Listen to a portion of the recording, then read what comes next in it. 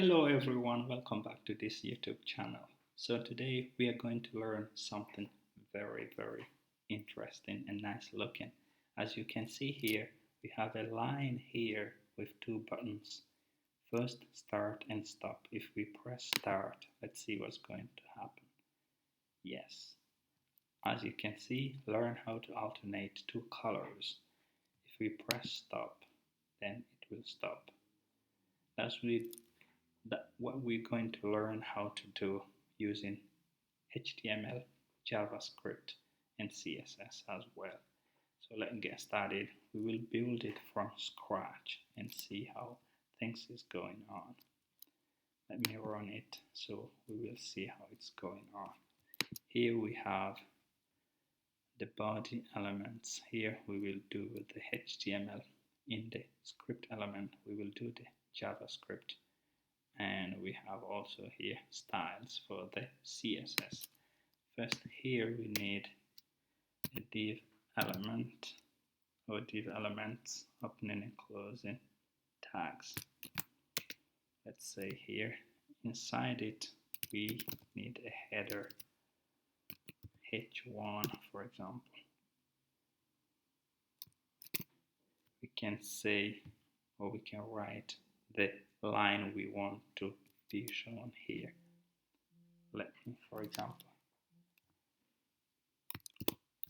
write this: learn how to alternate two colors. Yes, this will be the line we will use for the color alternation. And down here we need two buttons, the start button and the stop button. Let's write those elements here: button start and an attribute id here, value start. Can copy it to save a little bit of time. Come here, change the start to stop, and also here to stop. Here we go. So right now we can save it and come here, see what's going on.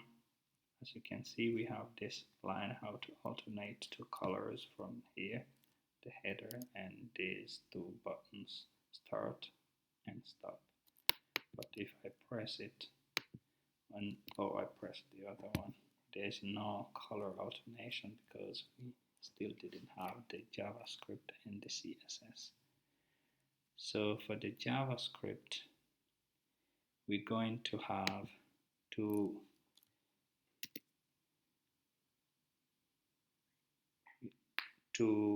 for example, we're going to have two selectors. First is the value of a class attribute. We can give it the name Go. Inside here we have this color and its value green, and down here we can, as you can see also here, copying it, and here we can write stop and color red. We will use those two down in the JavaScript. Red. Yes. Now the remaining is the JavaScript. Inside this JavaScript, first of all, we have to, let me come here first, we need also here in the HTML, this div, we're going to give it an ID attribute, and we can give a value for this ID. Let's say, for example, my game here. Yes, and yeah, let's come here for the JavaScript right now. Start writing our function. First of all, we need a function Here we write function, give the function name. Let me write draw, for example, yes. And inside this function, we're going to do the mechanism how those things will work using this JavaScript. First, we need a variable. We define a variable here. For example, let's give it interval ID. Yes, now this variable is defined. Down here we need another function. Let's say here we give a name for this function. Let's say change color. Change color in a camel case way. And here we're going inside this function. We need an if statement. If not this variable interval ID true, then we have to do something. If not this exclamation point it means not here. If not interval ID true, then let's do this interval ID, for example, equals to something, equal to set interval method. Here you can grab it from there, and the method is going to have two parameters here. First parameter is a function name. Let's write, for example, here class text, but this function is not defined yet. We will grab this name here and define a function for it down. Let's say flash text,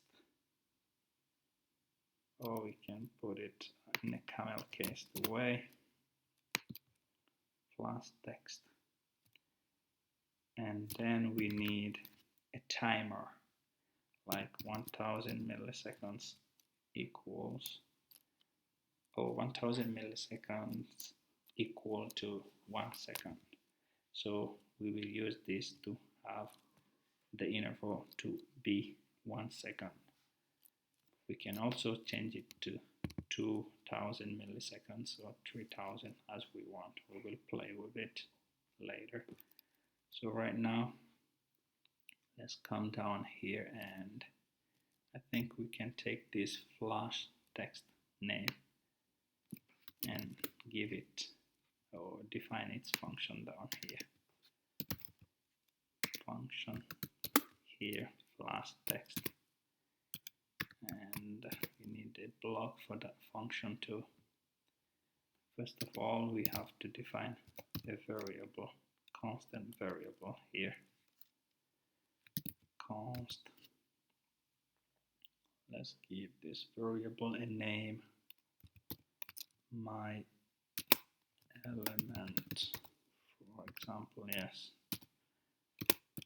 And here we're going to give it this document from the library and an attribute called get element by ID.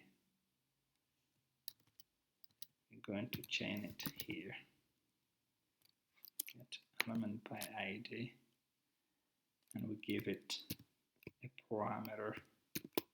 This parameter will come from this div here, the div, the value of this attribute. This div here, we can write my game. Yes. And now we need also an if-else statement here.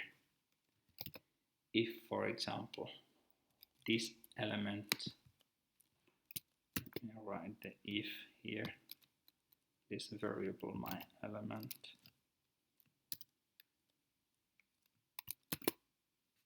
Yes. Change to the class name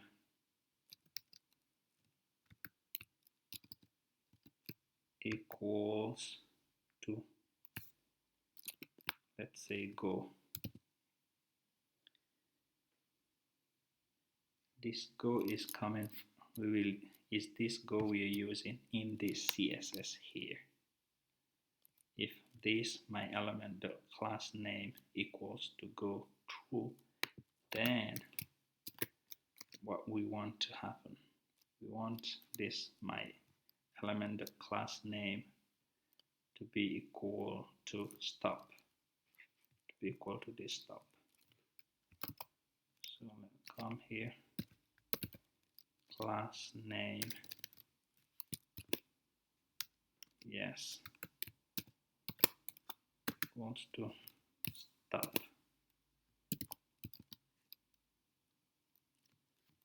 Yes, else. Now let's come with the else statement. We can go with this. We can copy this and put it down here. Change stop to go. For example, if my element class name equals to go true, then run this function. Run this line. Sorry, my element class name equals to stop. Else, if this is not true, then it will come to here. Else, my element class name equal to go. Yes. And after that, we still need another function here. Let's define a function to stop the text color, for example. Let's say stop text color function, parentheses first and this curly braces. Then inside here we need to use a method called clear interval method, and we're going to give it our interval ID as a parameter there. And then down here we need also to release our interval ID from the variable. Let's say the interval ID here equals to something, to null, for example, null value, if we want to stop it. And down here we need also we need to use some event listeners for the click buttons. Anytime we click here or click here, we need those lines here. We first grab this document from the library and chain it to a method called get element by ID here. We give it a variable. This variable will be the name of this value here, the value, this attribute here, value for the first button, start, and else.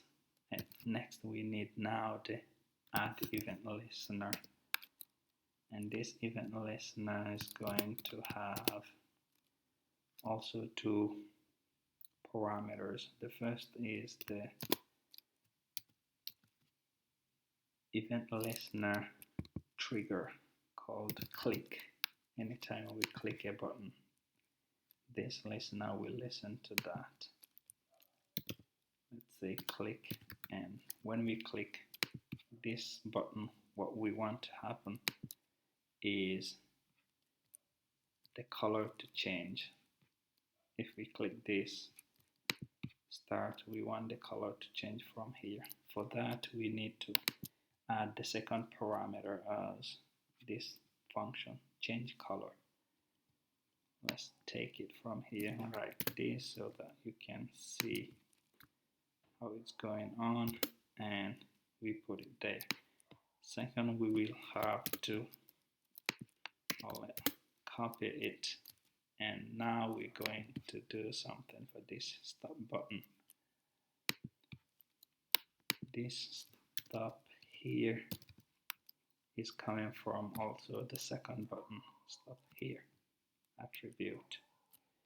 And now when we click the stop button, what we want to do, we don't want to change the color, we want to stop it, so that we grab a different function here.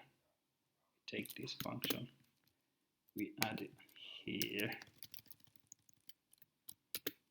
Yes, but right now if you can see, if I have already saved it, but it is not going to work because we still didn't connect this JavaScript to the HTML. As you can see, nothing is working. So for the connection to start, we need to grab this main function name and come here in the body element tag. We need an attribute. This attribute is going to be an event listener trigger called onload. Onload attribute, and we give it the name of this main function here. We save it, and if there are now some errors, it should work right now. Let's start and see. Yes, as you can see here, now the color is changing. If I press stop, now it's stopping. Let's restart again. Yes, and let's stop. And for this time here, as I told you, this 1000 milliseconds is for the 1 second. So we can, for example, add 2000 milliseconds for 2 seconds. Let's reload here and press start. Now it's going to wait for 2 seconds for the color to alternate. Like 1, 2, 1, 2. Like so on. If you can put 5000 milliseconds. This one, it will be for 5 seconds before the color start changing. If you can do some calculations, you can see how long it will take over there. But as I have put it here, 1, let me put 500 for example, and we will see what's going on over here. This one is less, half a second.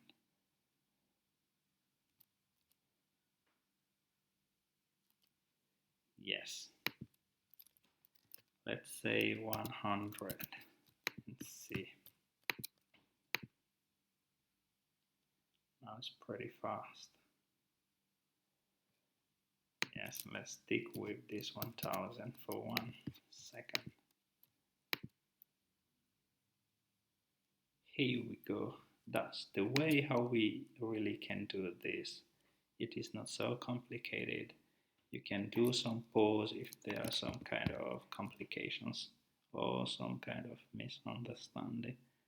You can make some pause or watch the video several times so that you can understand how this connection is really working. And don't forget to subscribe here to my YouTube channel so that you will not miss my next videos. Thank you for watching, and really guys, see you next time. Enjoy the learning. Bye bye.